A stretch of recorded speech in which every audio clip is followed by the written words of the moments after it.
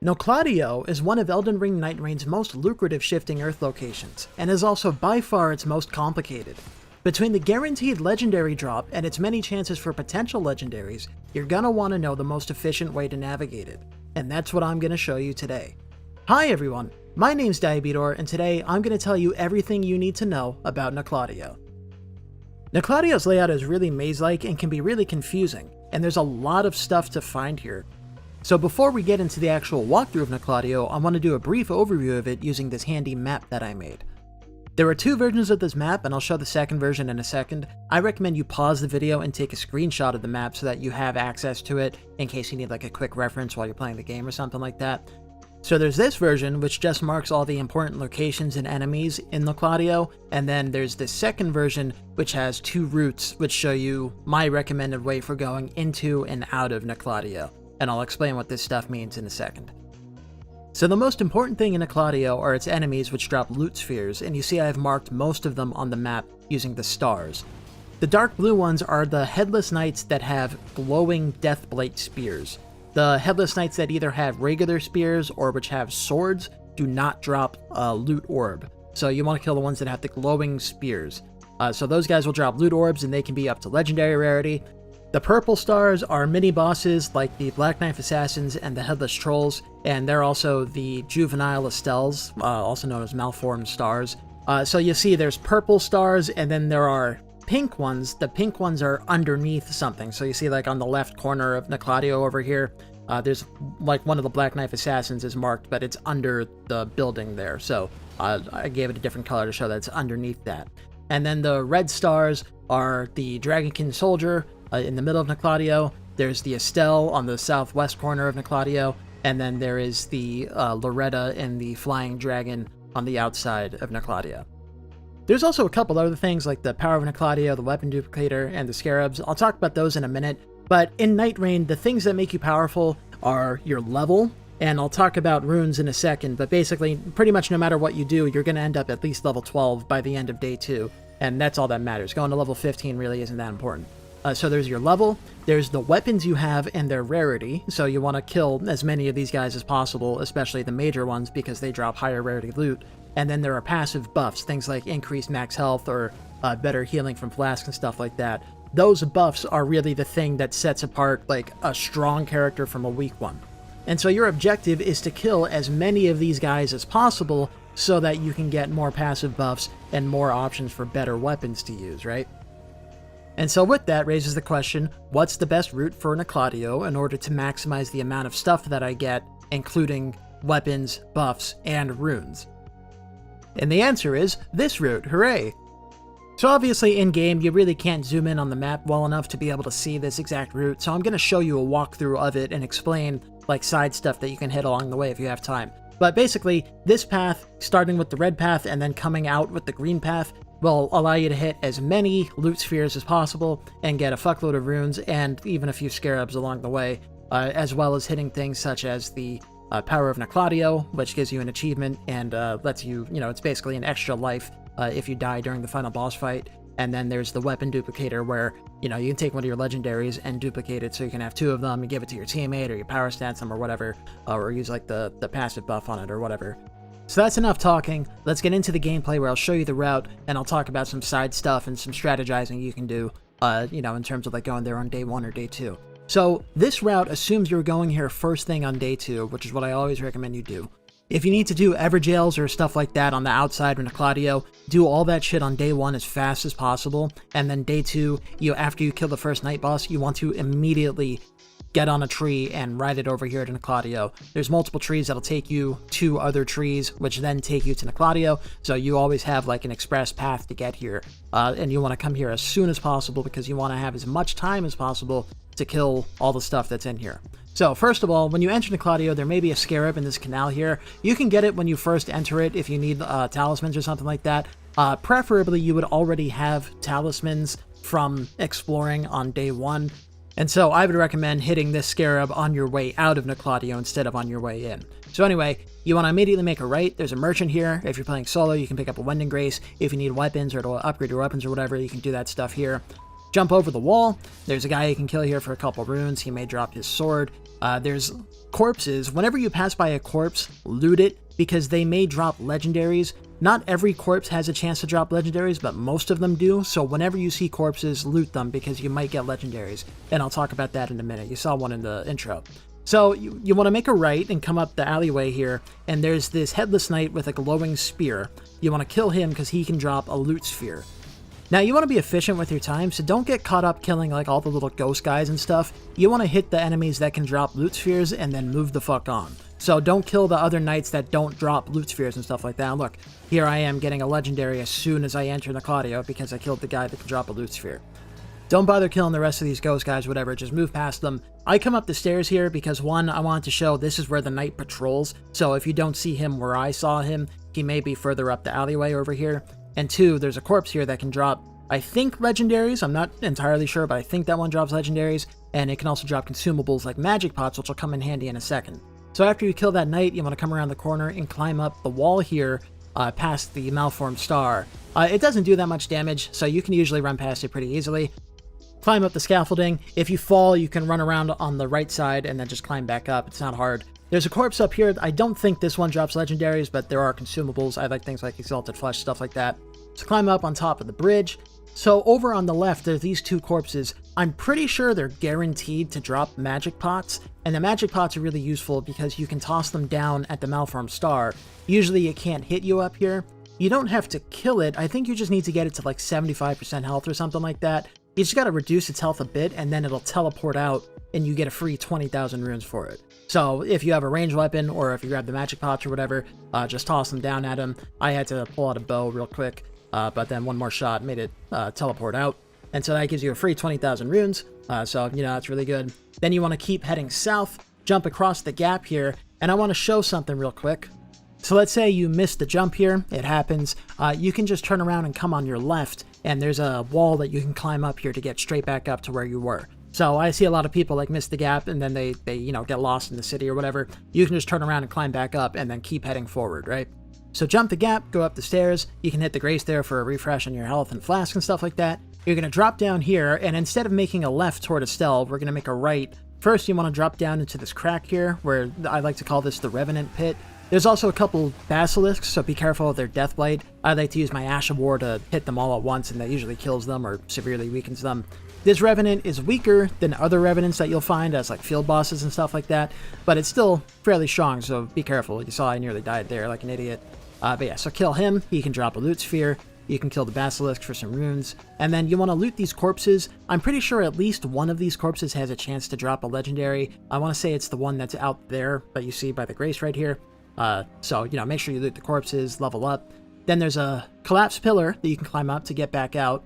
And instead of making a left, we're going to go straight. Head underneath the collapsed building, go through all the pillars, make a left towards the south, and there's a Black Knife Assassin over here. You can kill her for another loot sphere. She's kind of a pain in the ass. Try to get her like cornered so that she's like dodging backwards into a wall, because she's always dodging away from you. It's annoying as hell. So try to get her like cornered so that she's up against a wall, and that makes it easier to kill her. So grab your loot sphere, then head south back out towards the big cliff, and you can turn east and climb up these ledges here to get back up to where you were before you drop down into the Revenant Pit. So on your right to the south, there's a spirit stream here, and you can see it marked on your map if you need some orientation help. So take the spirit stream and jump up onto this building. At the top of this staircase, this corpse can drop legendaries, so make sure you loot that.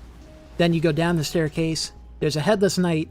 This guy doesn't drop a loot sphere, but he's guarding a chest, which has a guaranteed purple drop, and also has a chance for legendaries. And as you're going to see, I got a legendary here, but unfortunately it was just the Eclipse Shotel. But, you know, beggars can't be choosers. I'll take what I can get. So once you loot that, go back up the stairs, and you're going to make a left towards the north.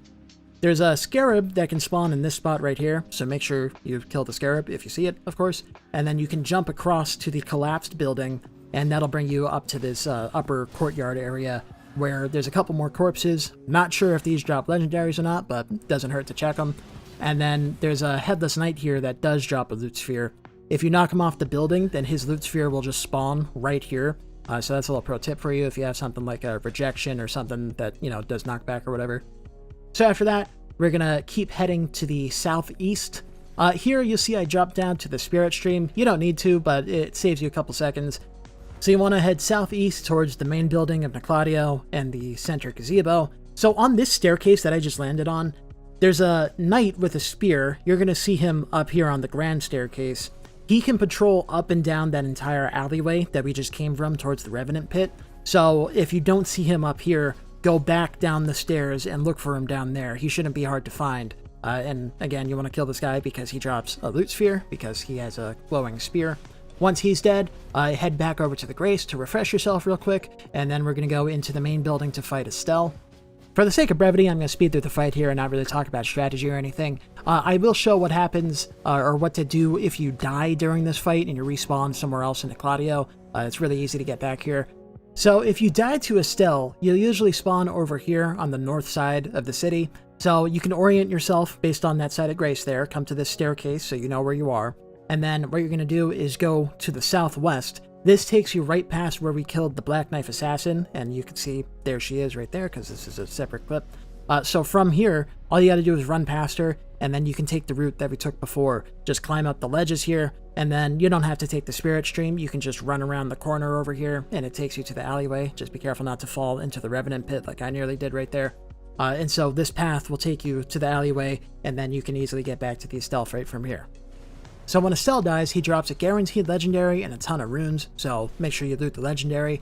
Go past the Site of Grace into this room and get the item in this chest. It's the Power of Noklateo. This gives you an achievement, and it's a passive buff that basically gives you an extra life in case you get defeated during the Night Lord fight.